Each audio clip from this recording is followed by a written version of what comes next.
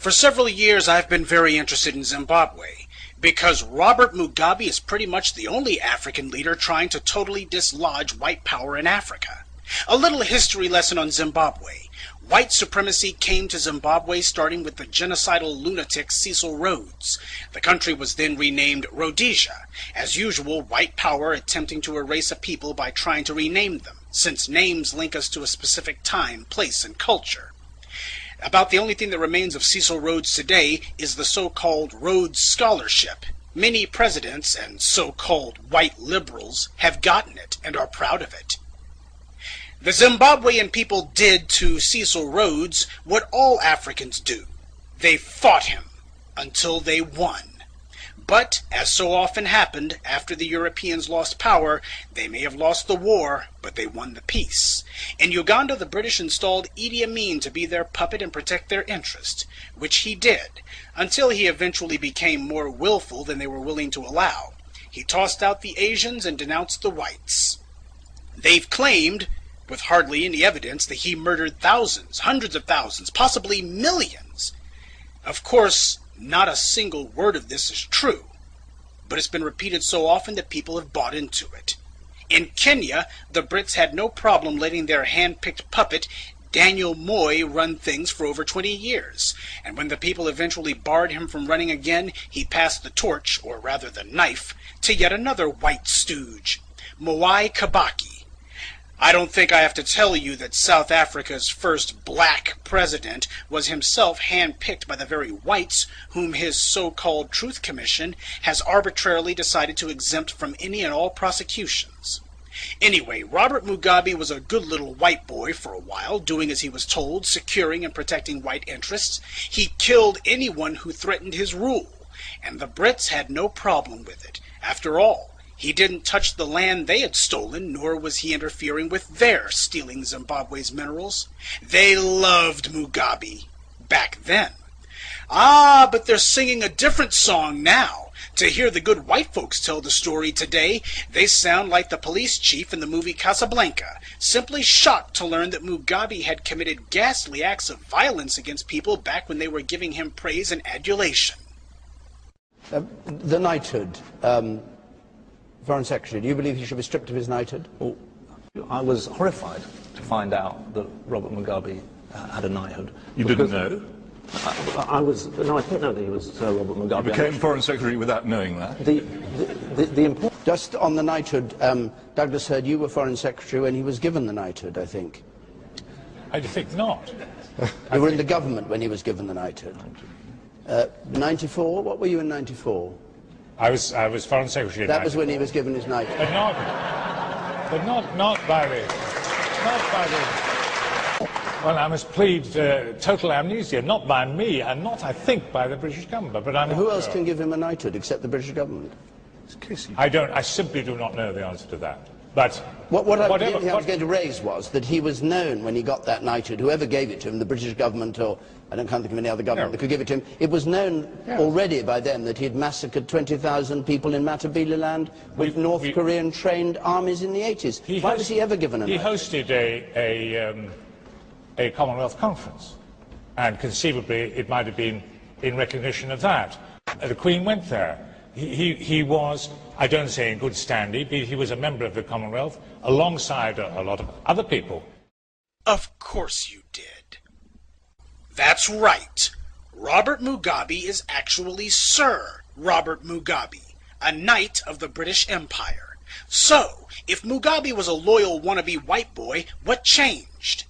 Under immense pressure from the African people, he eventually became dissatisfied with being the whites' lackey and decided to start taking back his people's land. This is where the British and the Americans declared war on him. The main cheerleaders against Mugabe has been the BBC, the British news outlet through whom the world has gotten its news about Zimbabwe for the last 30 years. They've accused him of everything but the Jewish Holocaust. Until Mugabe started reclaiming the land, that same BBC wrote nothing but glowing reports about him for over 25 years. But the instant he started taking back the land, they've had nothing but scorn. In order to make it clear how evil Mugabe is, the white media decided to manufacture a hero in their little drama. They chose the MDC, the so-called Movement for Democratic Change. The MDC was started in the late 1990s, back when Mugabe was still carrying water for the whites. The MDC didn't want whites out of power. They just wanted the money the whites had been giving to Mugabe to be given to them instead. The whites at first ignored the MDC, and the MDC couldn't get their candidates elected dog catcher. They had no money and no media support. But when Mugabe started reclaiming the land for his people, all of a sudden the whites started pumping cash into the MDC like crazy. The BBC decided these guys would be presented to the world as heroes fighting against an evil dictator. Of course, they never tell anyone that the only thing the MDC is fighting for is for whites to keep the land they've stolen. No economic policy, no agricultural policy, no educational policies. The MDC's entire political platform can be summed up in 7 words. Don't touch the land the whites stole. Mugabe is called a racist, but the BBC never once has shown the world just who the men who run the MDC are. Men like Ian Kay, a domestic terrorist charged with numerous counts of inciting violence. And this guy is a member of the MDC and is now a Zimbabwean parliamentarian. In a country where whites are only 1% of the population, how is it possible that this guy can be a member of the parliament? Because he's one of the racist white thugs who was running the place during colonialism. He's used the money he stole to engineer a place for himself in the government of a country he shouldn't even be in. Idiots like Morgan Chirangi are only puppets. It's bastards like Kay who actually run the MDC. Chirangi does what they say. But back to the whites' PR war against Mugabe last year. Realizing they couldn't pull in Iraq and gin up a quickie excuse to invade, because everyone would recognize it as recolonization, the whites in London decided to take out sanctions instead. And when that didn't work, they asked the US to do the same. The president at that time, W, gladly obliged. Pay attention, because what comes next is crucially important. The US's very first move was to freeze credit against Zimbabwe. I'm sure you've heard the term credit freeze the last 10 months. It's a credit freeze by the World Banks that has brought the U.S. to its knees, destroyed the housing market, and caused a global economic catastrophe. I highlight that so you can understand how important credit is to a national economy, even the U.S.'s. The U.S. still has working farms, working factories, and a service sector, but credit alone has caused nearly 10% unemployment in only a few months. This is what the Brits and Americans did to a country with nowhere near the financial resilience of the United States. This was when Zimbabwe's economic troubles started, not during the land reclamation. Neither the BBC nor any other part of the white media has told this story. But you're about to hear it now. They instead talk about Zimbabwe's economic woes, and they always talk about the whites being forced off the land they stole. Check it out for yourself. Whenever Zimbabwe is mentioned, without exception, the article or news broadcast will talk about supersonic inflation and then immediately talk about the poor, downtrodden whites who the mean old Mugabe is pushing off the land. This is done in order to create a false association in your mind between Zimbabwe's economic problems and whites being evicted from the land they stole. Even though Zimbabwe's problems are not at all related to the land reclamation program, rather the freezing of credit, financial assistance, and assets carried out by the U.S. on the behalf of Britain. They also keep talking about the farms. Like the whites are just Farmer Joe working to feed the Africans. Let's get one thing straight. The Africans were no better off food-wise before Mugabe started taking the land back. The main people who benefited from the white so-called farmers in Zimbabwe were the whites in South Africa. The Africans have never had full bellies off of whites owning the farmland. But that's the way propaganda works. They want you to think that reclaiming the land has caused massive starvation, when it hasn't. The sanctions have hurt Zimbabwe, not land reclamation.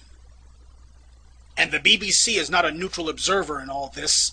They are a zealous advocate for the whites. As far as the BBC is concerned, hey, we stole that land fair and square.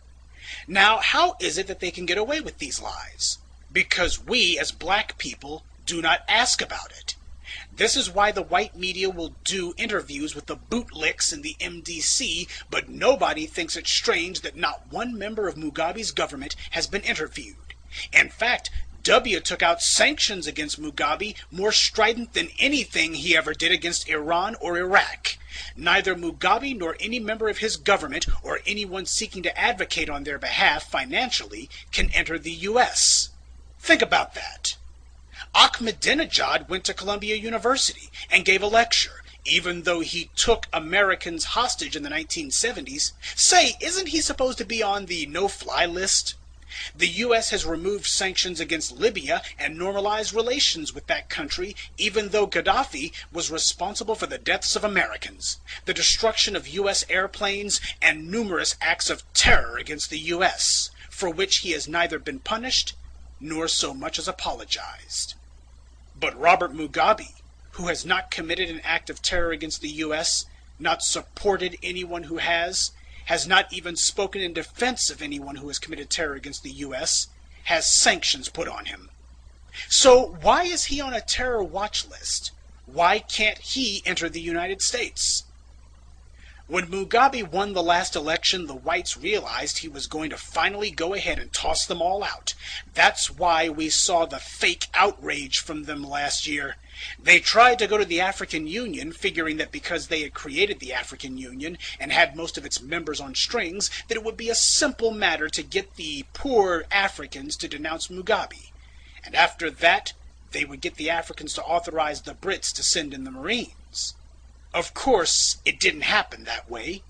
The AU rejected what was an obvious attempt at recolonization. So, the whites went running to the UN instead, figuring they would get their way there. But Mugabe had already shored up his political support on the UN through the alliances he had built with China, who, as a permanent member of the UN Security Council, has veto power. And Russia also joined China in vetoing the Brits' plan to move forward with military action against Mugabe. The whites howled and screamed about it. How corrupt the UN is, because one vote is all it takes to derail the whites' well-laid plans. But those same whites have no problem when the US is the only Security Council member to vote against condemning Israel for its violence against the Palestinians, or when the US votes against a resolution condemning racism. Zimbabwe is a small, poor, weak country. But even so, Mugabe has outfought and outthought the Euro clowns every step of the way. It just goes to show, anyone who says you can't beat the whites at their own game never tried. This is why the white media can't get enough of hating the man. To them, he's like O.J. Simpson times a million. Every day they see him, they have to look at a black man who has shown the world that whites can be kicked around, punched around, beat around, thrown off the land they stole, forced to give back the money they robbed the world of, and that if the non-white world bands together, even the U.S. can't do a damn thing about it.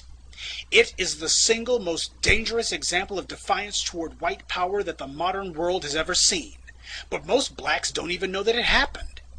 What happened to Africa under white rule was the same thing you see today, a relentless PR war to convince the world the Africans were primitive savages and they'd be better off with whites in charge. They can't force the issue, so they need to use the last bastion of white power, the media, to fool people into coming to that conclusion on their own. This is why they cannot allow Mugabe's people into the country, why no reporters will talk to him, and why they must demonize him day and night. Mugabe represents the greatest threat to white power the world has ever seen in the modern age. He's no Nelson Mandela, no stooge. He's a man, a black man, standing on his own 2 feet. No, I don't forgive the thousands of lives Mugabe took, but as it stands, he is fighting for the right thing now. I wouldn't build him any monuments, nor would I praise him. But it's not Mugabe I care about. It's Africa. So I support what he's doing. Because it's way past time somebody had the guts to. This is why President Obama extended, yes, you heard me right, extended the sanctions W took out against Zimbabwe. That's right. Obama is carrying out the whites' orders. And he has no problem letting Zimbabwe's government leaders into the country just so long as they're leaders that the whites approve of. If the whites were really so concerned about electoral fraud and election-related violence in Africa, why haven't they said a word about Kenya? Because at the same time we saw whites working themselves into a lather because some white troublemakers said their votes didn't get counted, in Nairobi, the British-backed dictator was busy killing over 1,000 of his fellow Kenyans and displacing tens of thousands more. Just so you know, even the most outrageous death tolls Mugabe has been accused of in 2008 only came to 130 at most.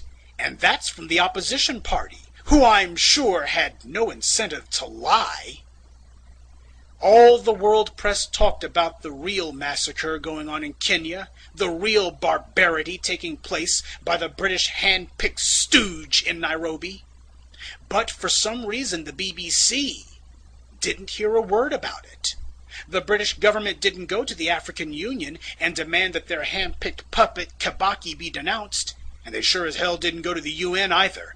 2 disputed elections, claims of governmental violence in both cases, but one saw the death toll reach astronomical heights, while in the other case the casualties were negligible.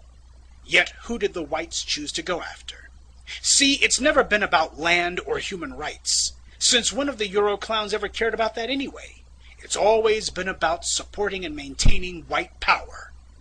Mugabe has shown the world that even the poorest of nations can overthrow white control if they have leaders committed to it. Every African on the planet needs to be watching this one. Mugabe, regardless of his faults, is showing us the way. And for that, we should support him.